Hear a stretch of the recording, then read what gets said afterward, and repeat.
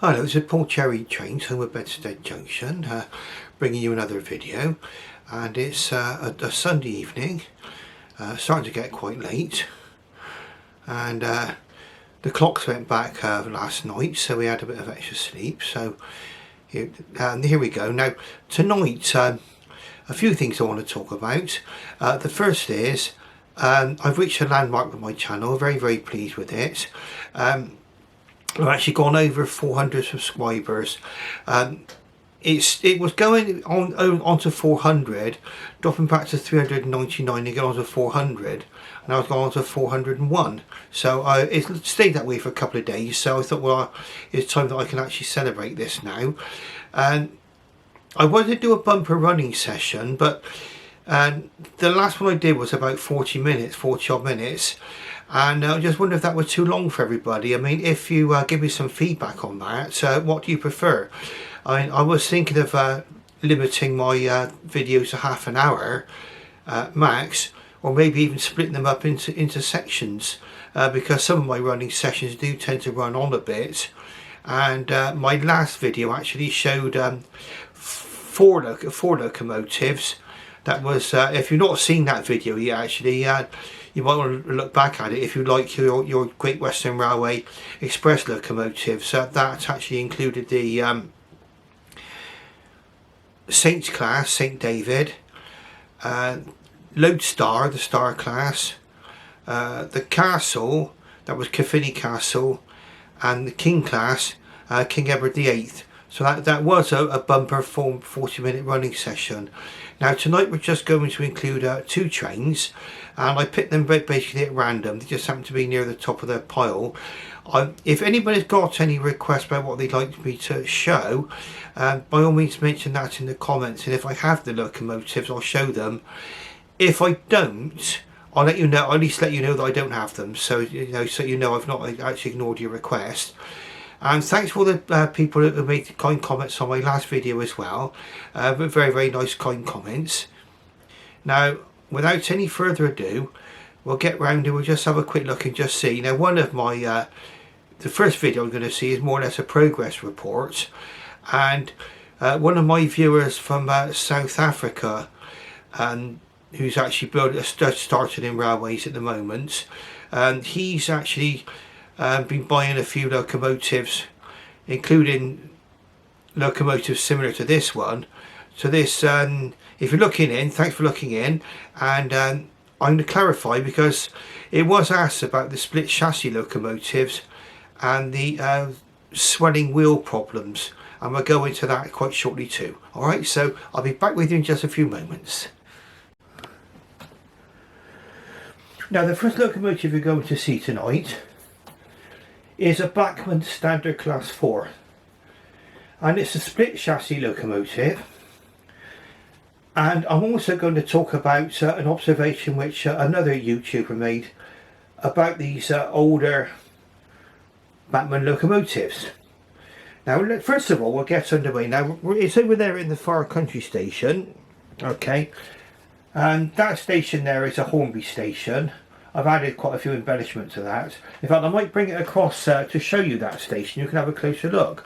But what we'll do is we'll get underway with this one.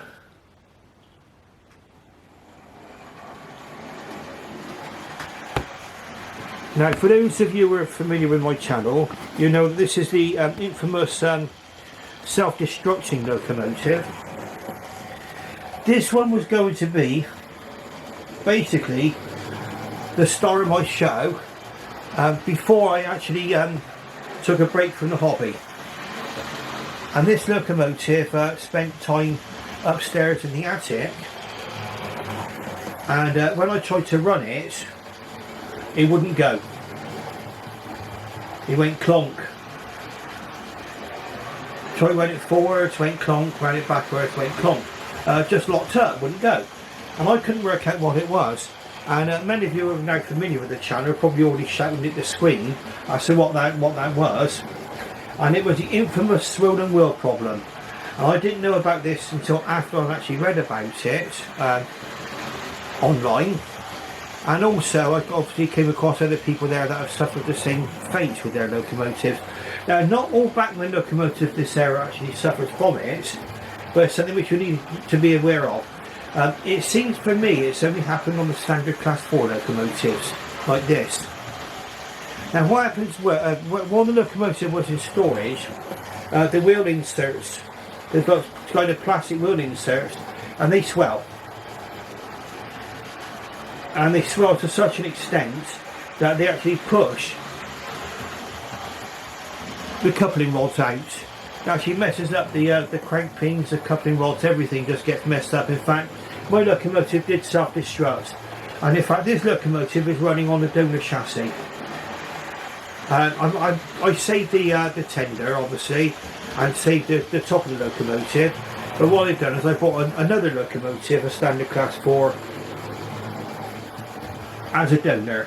It was the only way that I could really get this locomotive running again. Yeah, the original one was actually in such a mess, and that is not a fault of the split chassis design.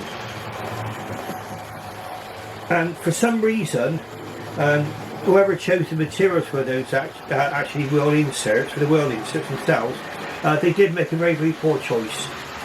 It's always like they're made out of a kind of a spongy material, but they, this one was similar on just one axle. But what I was able to do was to actually remove the crank pin and file the inner down. The inner is made of a kind of a plasticky material.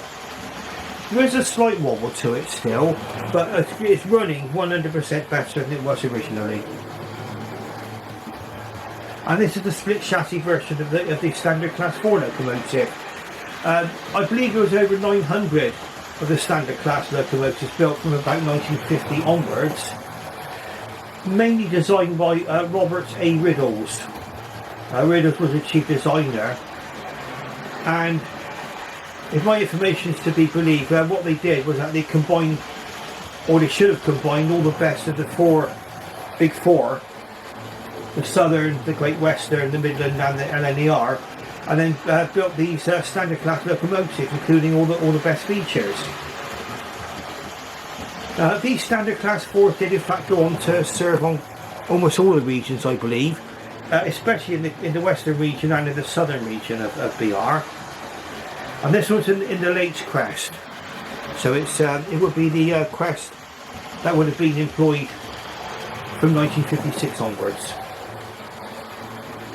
Now, at the time of me buying this locomotive, it was practically one of the newest, nicest locomotives I had in my fleet. Nothing against the other models I had in the fleet, but this was sort of brand new in the box, and like I say, it was a shame that in storage those wheels at wheel centres actually became swollen.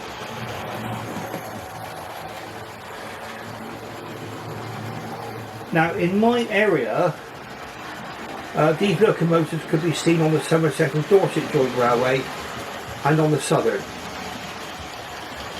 Now the Somerset and Dorset Joint Railway, I believe after 1930, was actually jointly run between the Midland and the Southern Railway. They took complete control.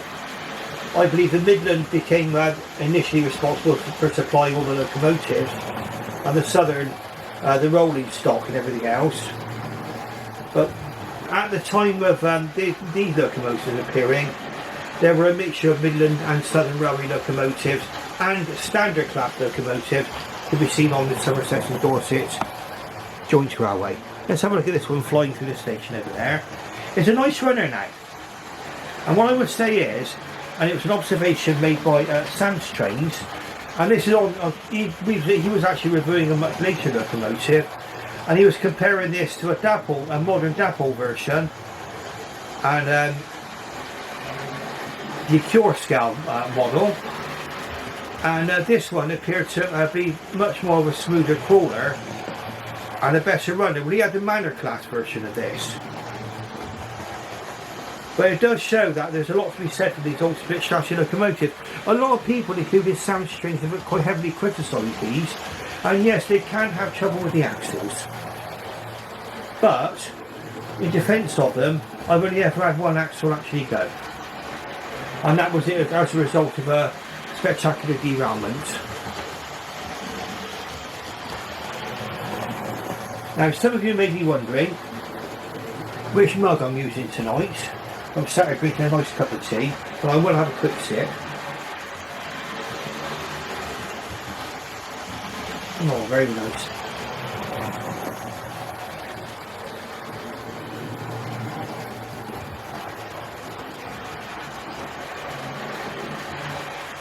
And again, it's Mr. Train Buff, #1 train spotter. Very nice. Now I did take a trip to Weymouth a few weeks ago, but it was very, very misty on the way down, so I didn't film much of that. I'm not going to really include a video on YouTube for you, because there wasn't much to actually film.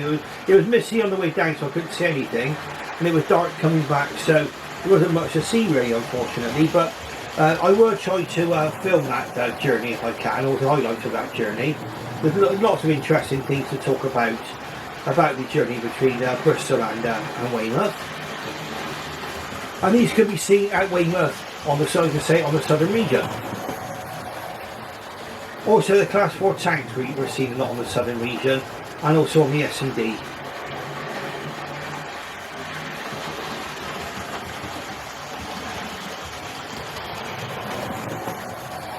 Now, even though these locomotives are split chassis and very, very will be a little bit more difficult, let's say, to actually convert to DCC. It can be done, by the way. It can be done. People have actually done this on YouTube. I mean, I'm keeping my layout as a DC layout. It's too small really to be a DCC layout.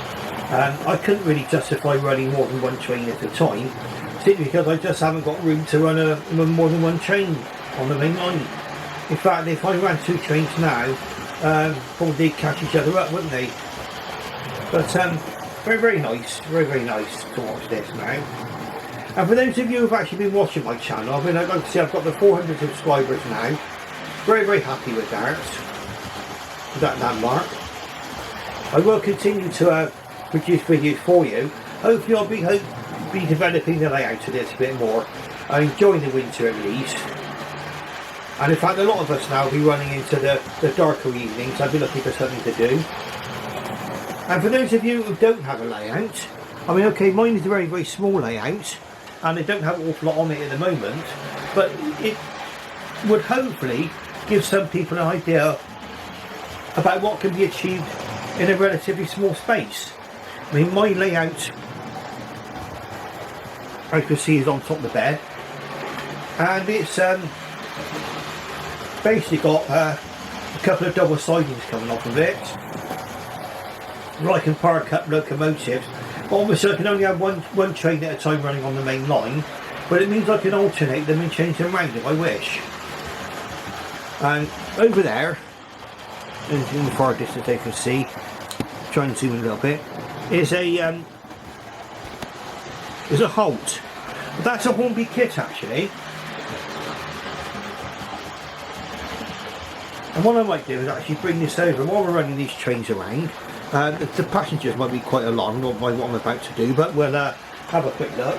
Let's go bring this over and we'll have a closer look. This is part of the railway you don't see very much because it's obviously it's over the other side. But this kit, apart from the guard waving the flag, and the people are actually inserted inside the building, this all came as part of a kit. And it's quite nice if you're just doing a little halt. You can see I've added two little passengers in there, a nice little couple there, waiting for their train. You got the guard there with the flag. The seat came with it as well. They always come with Swindon on there. I mean, oh, that's up to you whether or not you want to add Swindon on there as the name. And it also came with this nice little trolley.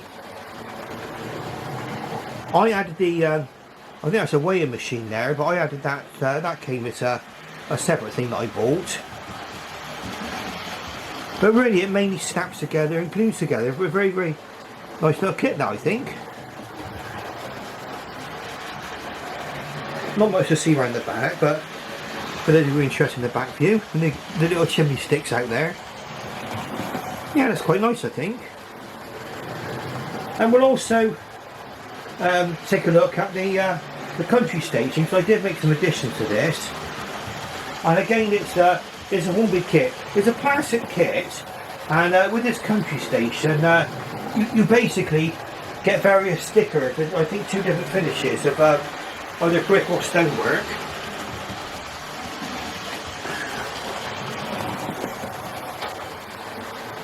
Poor passengers are probably wondering what's going on, thinking, gosh, there's this giant picking up the station. Right. Something I've added later. That there, I've added the chocolate machine. The clock came as part of the kit. The figures I've added. I saw a couple there, sat there romantically. Another couple sat there, they're waiting for the train. I added a little GWR seat down the end there, so there's a bit of extra interest further down. This one also came with the little trolley bus thing. And I also added, again, a guard. Got a little sack truck there that comes with it as well. Not a bad little building, is it? I mean, it looks quite reasonable in my opinion when it's actually out on the station. That'll give you an idea about what the what you can expect from one of these.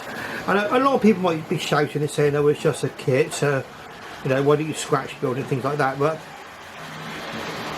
at the moment, I'm more interested in running my trains and having some fun. Again, it says Swindon, so you've got little advertising things on there on the.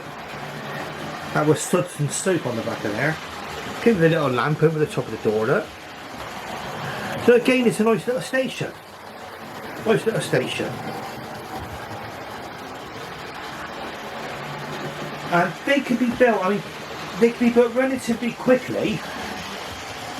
For those of you who want to be up and running nice and quickly. And then,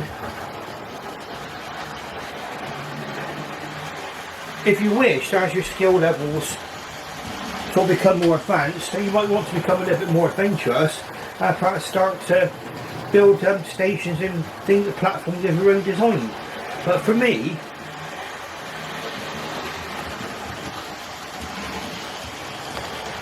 I'm happy with what I've got. Now we're going to run the other locomotive in just a moment. And we'll have a look at these two together. You can compare them because they look very, very similar to each other. These are both standard class locomotives, my layout tonight.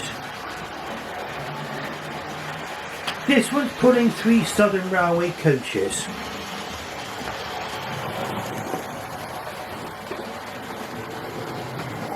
Item 31101 standard 4MT 750233 with a BR2 tender. Okay, so that's what we're running there. Get that in focus for you. Okay, so that's a locomotive. And then because these actually saw action on the southern region, I include the Southern Railway coaches. So you've got a R163 SR brake third coach olive green.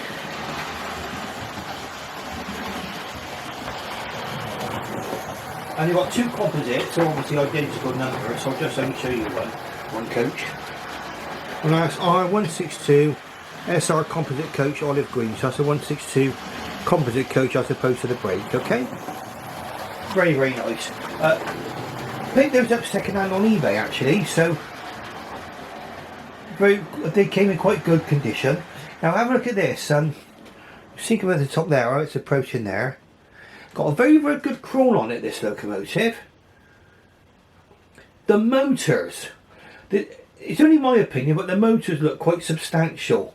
Once you take the body off, which is quite easy on these actually, you can see that the motors are reasonably substantial. And I've had no trouble with the motors on these particular this particular locomotive.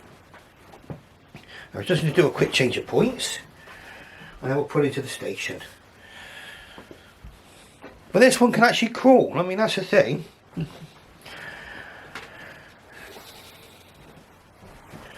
These older Bachmann locomotives, I mean, if you're not that worried about DCC too much, I mean, you can do it if you want, but they're not bad. I mean, as you can see, went over the points quite well there, no problems, and we'll just let it follow her in. Sorry, there's a bit of a tripod jerking. I'm trying to time the when the loco gets to the end. Okay, so you can see, crawled very, very well. Into reverse, you can see the crawl.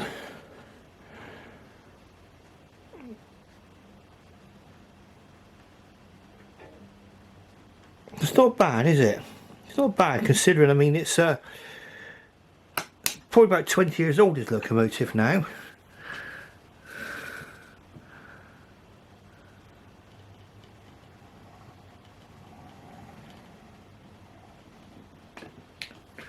Okay, so that's the Standard Class 4 in the foreground and the Standard Class 5 in the background. And we're about to see the Standard Class 5 run. Different tenders on them. The coal load, because they're different eras of models. There's a bit of a finer coal load on the Standard Class 5. And the Standard Class 5 is not split chassis. No sprung buffers on the Class 4. The Class 5 does. So that's, you can see that the Class 5 is a much later model, but of the same period of our railways. Now, a quick run on the Standard Class 5, and then I don't want to make this video too long. I'll probably end up doing it, but we'll see. Right, so again we can see how this one behaves. So it's a Bachmann running session tonight, and let's just see now.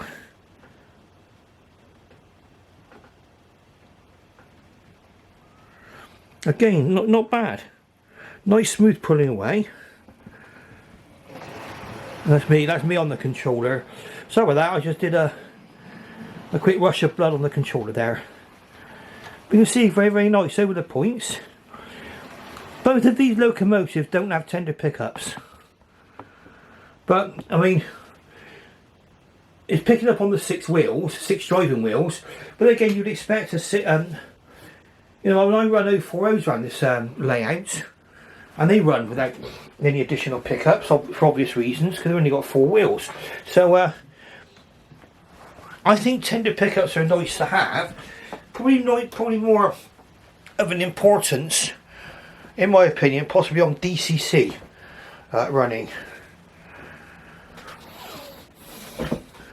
Move forward. And this is a Standard Class 5 now from Bachmann. Again, very, very nice locomotive. Hasn't been run for a while, so it might need a little bit of warming up, get it going properly. Obviously, it's a bigger brother to the Standard Class 4. Now, the Standard Class 4 was designed to run on lines where the Standard Class 5 would not be allowed because of its weight.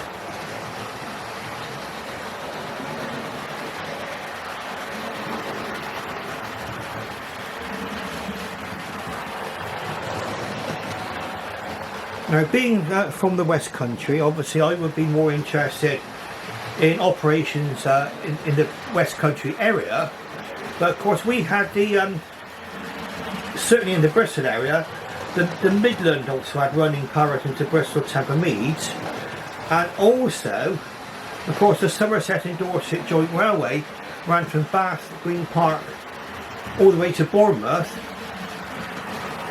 and that was under the control of the Midland Railway, well, and the Southern. So the West Country, in fact, does give a great opportunity to see locomotives of great variety.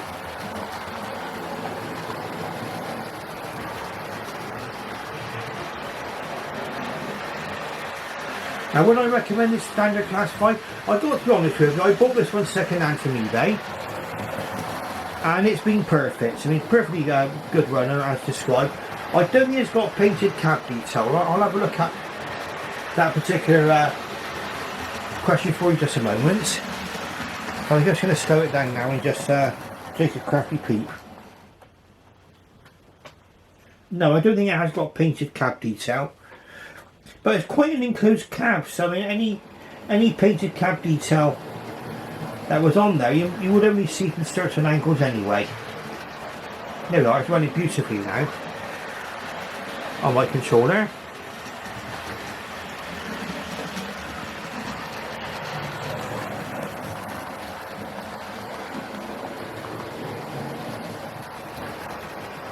And on the Somerset and Dorset Joint Railway, the Standard Class 4s could very often be seen running as pilot engines, or certainly double heading,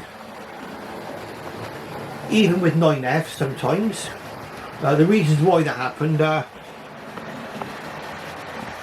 is a matter of debate, because most people said the 9Fs can run without double heading, but they said that was to aid engine movements. But anyway, they did double head 9Fs sometimes with 4Fs.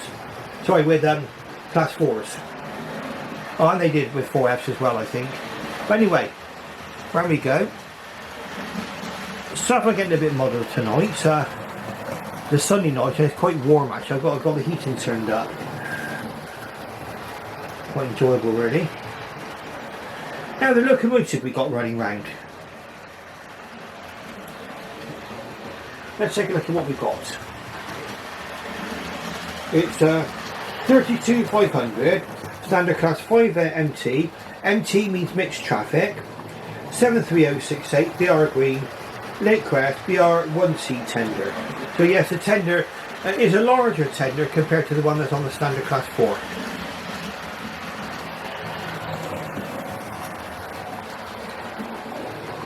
Okay, that gives you a chance to see what's actually running. And the coaches are 3 Hornby Railroad Mark 1 coaches, BR Mark 1 coaches. And if I can clear the decks ever so slightly, we'll have a little look at those.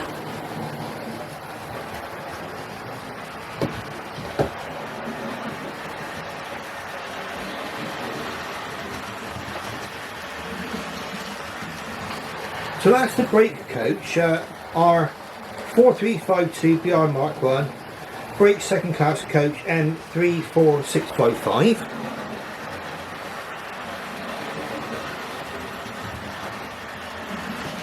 And again, I'll only need to show you the composite coaches are identical to each other.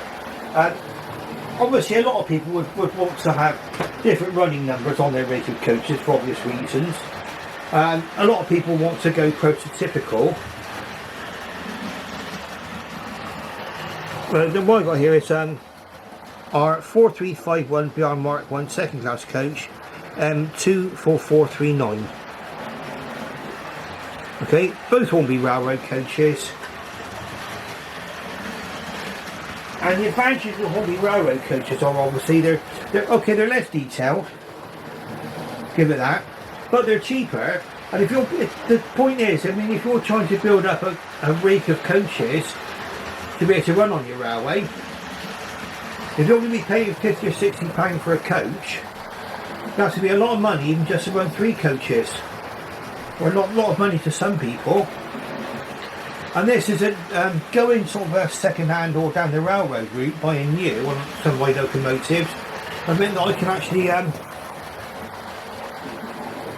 get things going at quite a reasonable cost.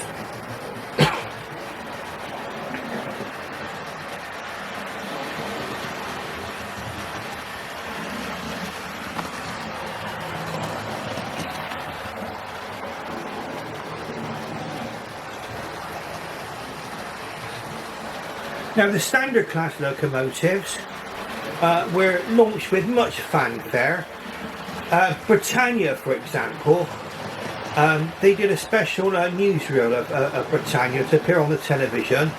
I think the Pathé News, and they even had the Minister of Transport off Barnes down to give a speech and everything else, and they launched a Britannia locomotive.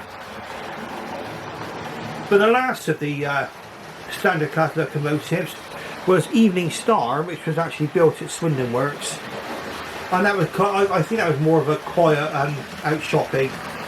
It went to the Somerset and Dorset Joint Railway to run the last Pines Express, and it came back in 1963 onto the Somerset and Dorset. We ended up putting 3 coach trains. Evening Star is preserved, obviously, as part of the National Collection, and we're doing Evening Star. I've done the Evening Star before in one of my videos, and in fact I do have 200, I think there's over 200 videos now available for you to see, so that should give you quite a lot of viewing should you wish to look back through my channel.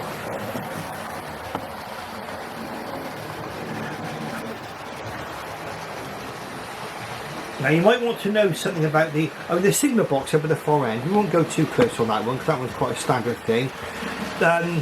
Signal box, that's Hornby. But the station that's here is this is a cardboard kit from a company called Super Quick. And again, for those of you who like building kits, they're not bad. It will give you a good grounding, even if you wanted to develop your skills later. I've added the members of the public there all waiting for the trains. No seats there, unfortunately. They've got waiting rooms there.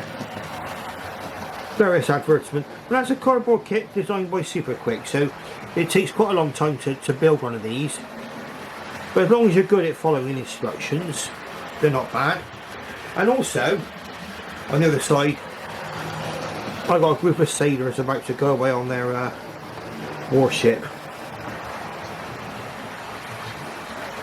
Okay, so that gives you an idea about what's actually on my station.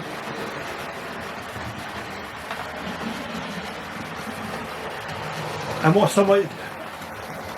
It's a little bit bare bones layout, and I will admit that's the Hornby level crossing just there.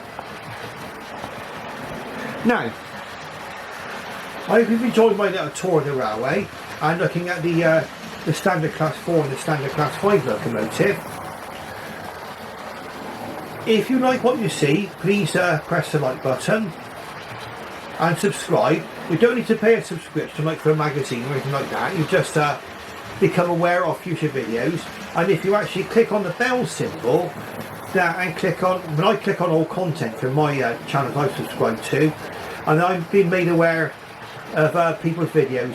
So if I've missed anybody's videos recently, I mean, I've had quite a busy time, and I'm trying to catch up.